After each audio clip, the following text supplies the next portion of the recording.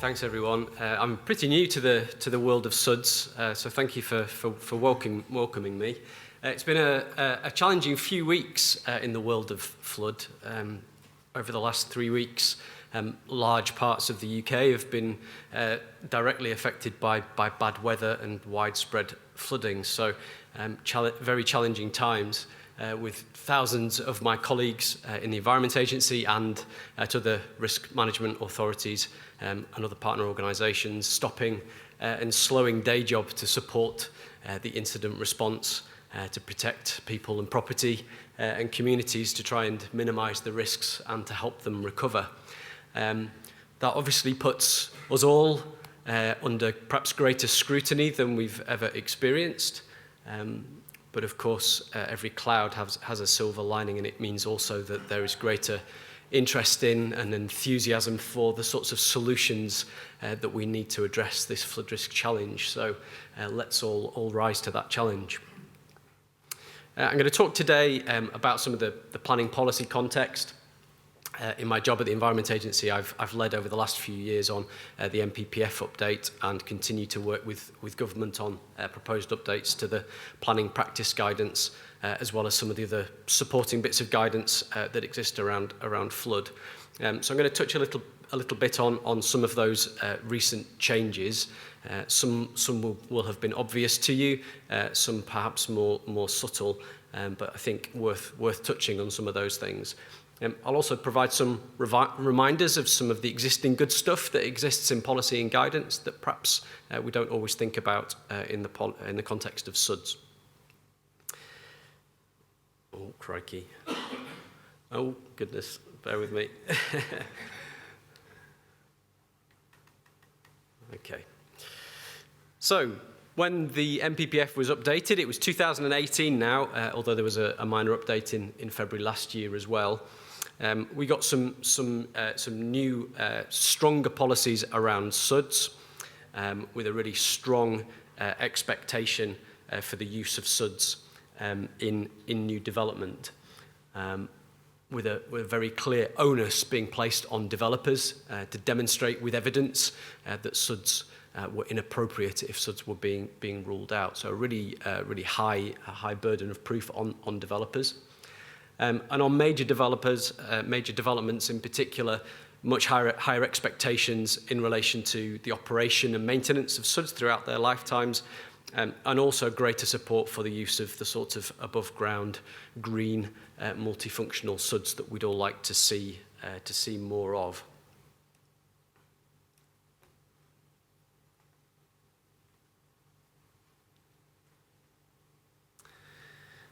We also saw a strengthening of policy around local plans, with an emphasis on using the opportunities presented by new developments to reduce the causes and impacts of flooding.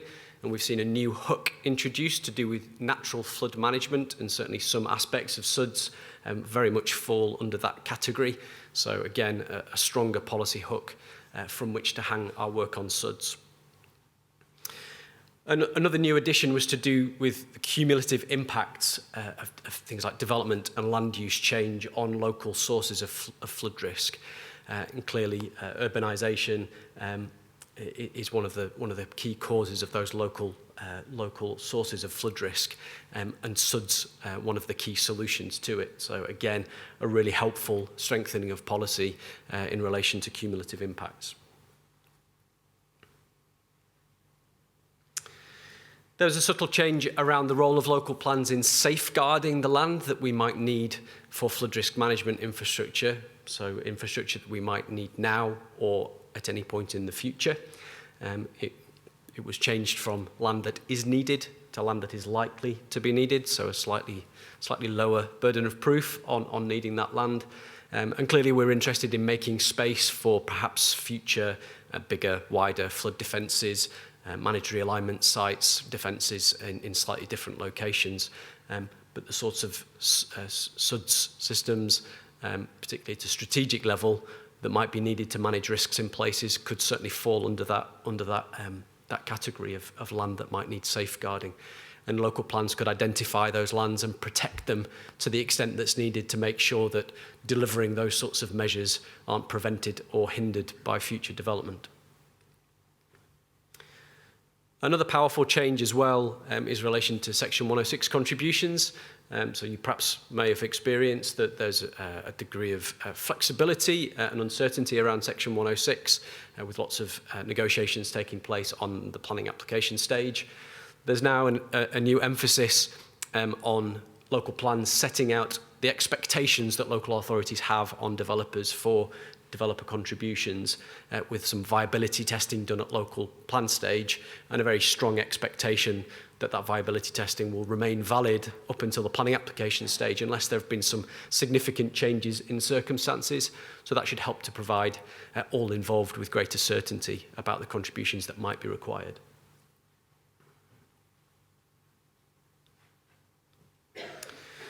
The national policy remains strong in relation to climate change. New development needs to avoid increased vulnerability to the impacts of climate change. And we have now a new, for the first time, mention of overheating as being one of the climate risks. The UK's National Climate Change Risk Assessment puts overheating, high temperatures, I think second on our highest risks that the country is facing, with heat-related deaths expected to triple by the 2050s. And SUDS, certainly multifunctional green SUDS, can play a really important role in urban heat amelioration. The National Planning Policy Framework was also strengthened in relation to biodiversity, with a much stronger expectation that both policies and decisions would deliver gains where biodiversity is contained. That's quite separate to the proposed mandate, which I'll speak about a little bit more detail later.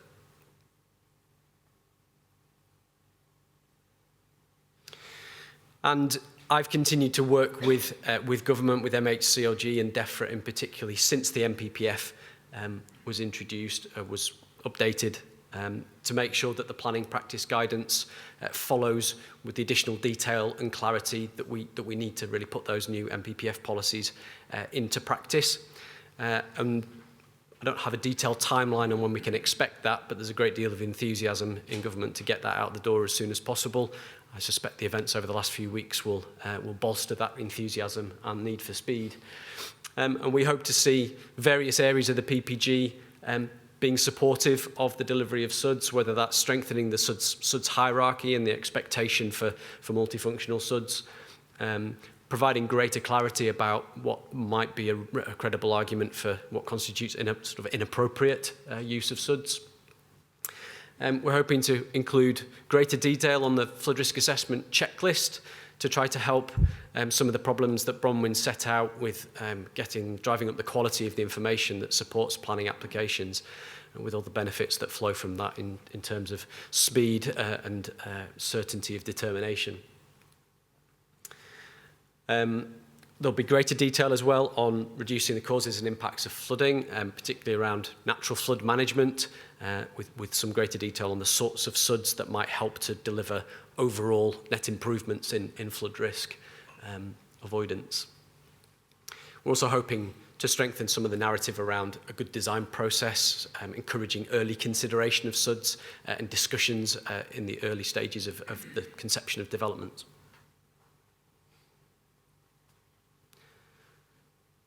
Useful to remind people of a few existing, perhaps underused tools that exist in policy and guidance that can help us to deliver SUDS.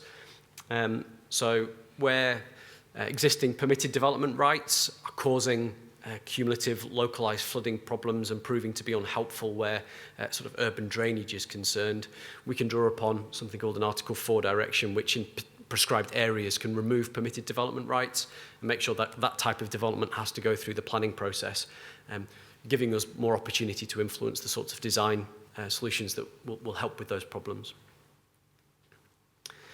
Functional floodplain is something that local authorities have to designate in their strategic flood risk assessments. And the definition for functional floodplain, which is almost always associated with rivers, is very open-ended. It's described as being areas where water has to flow or be stored during times of flood, and areas that are crucially important for drainage, such as SUDS features, could well legitimately fall under that definition of functional floodplain. And for those who aren't aware, that the policy around functional floodplain is really strong. It's a really strong policy that resists the vast majority of development that could affect the function of functional floodplain. So again, an underused tool, I think, in the world of SUDS. There continues to be support in the PPG for green infrastructure strategies and for water cycle studies, and clearly SUDS can form a part of those separate pieces of work. We're also expecting to see drainage and wastewater management plans put on a statutory footing. That's through the Environment Bill. There's perhaps some overlap with water cycle studies, and it might be that drainage and wastewater management plans negate the need for water cycle studies. But these are joint pieces of work that will now be led by the water companies that look holistically at water-related issues and look to identify joined-up solutions that could deliver multiple benefits. So I think that's a really strong area of progress where SUDS is concerned.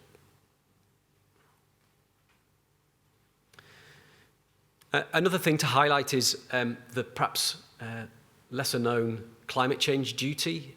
So when local planning authorities are producing their local plans, there are a small number of legal duties that apply to them, and the climate change duty is arguably the strongest. It applies to both climate change mitigation and adaptation, and places an obligation on local planning authorities to include policies that contribute to it. You may be aware of Client Earth, an organisation that has sued the government in relation to air quality and has won, and they're looking now at the climate change duty and have put various local planning authorities on notice that their local plans might well be legally vulnerable, particularly in relation to the climate change mitigation duty. So I think for local authorities it's going to be an increasingly important area of interest, especially in those local authorities, those many local authorities who have now prescribed a climate emergency. Okay. And the climate change duty has an adaptation aspect, and I think it's clear that sustainable drainage systems could provide a really helpful component of a local plan's response to climate change adaptation, both in relation to managing flood risk from the adaptation perspective, but also from the mitigation perspective. Many SUDS features can provide a role in relation to carbon sequestration. There'll be a great deal more interest in that area in coming months, I think. So the Environment Agency produces some guidance on how to prepare strategic flood risk assessments. We updated that guidance last year. We've also commissioned a piece of research looking at strategic flood risk assessment good practice, and one of the products that will create this year is a good practice guidance which shines a light on those examples of good practice on SF4As that exist out there. And there are some components to that good practice that relate to SUDS. So worth keeping an eye on that piece of work.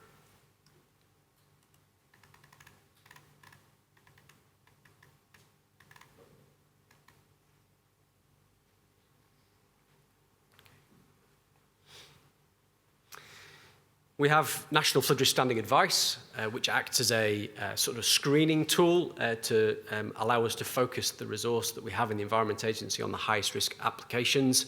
It has very high footfall from local planning authorities. They use it in the administration of planning applications to decide when to consult the Environment Agency or not.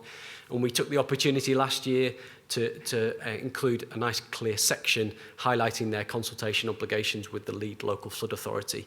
And hopefully that will reduce the instances where consultation doesn't take place where it should. We also highlighted the need for them to check in case there were local consultation arrangements in relation to other sources of flood risk, such as surface water risk. So hopefully that will help to tighten up the consultation and early engagement process. So finally, in relation to biodiversity net gains, so for those of you who aren't aware, the government has given a clear intention to introduce a mandate on development. So all development that requires planning permission. There are very, very few exceptions to that. There'll be an obligation on them to deliver a biodiversity net gain as part of their development judged against a baseline at the point the planning application is submitted, and an expectation on a 10% minimum uplift in biodiversity through the development, with a strong preference for delivering on site. And I think it's that aspect there, really, the strong expectation of delivering on site, that will develop a very happy relationship with sustainable drainage systems. It seems to me that it should be the go-to option for developers to deliver on the biodiversity net gain, to combine SUDs with their biodiversity provision so as to minimise the land take of developable land. We're expecting the bill to give us around a 2-year lead time for the delivery of biodiversity net gain mandate, but the DEFRA metric, which is the tool that's used to assess and calculate what that 10% uplift looks like, is already in existence, albeit in beta version, so do familiarise yourself with that. The second version of it included a river-specific component to it as well, which has strengthened the importance of river corridors and the connectivity that they provide.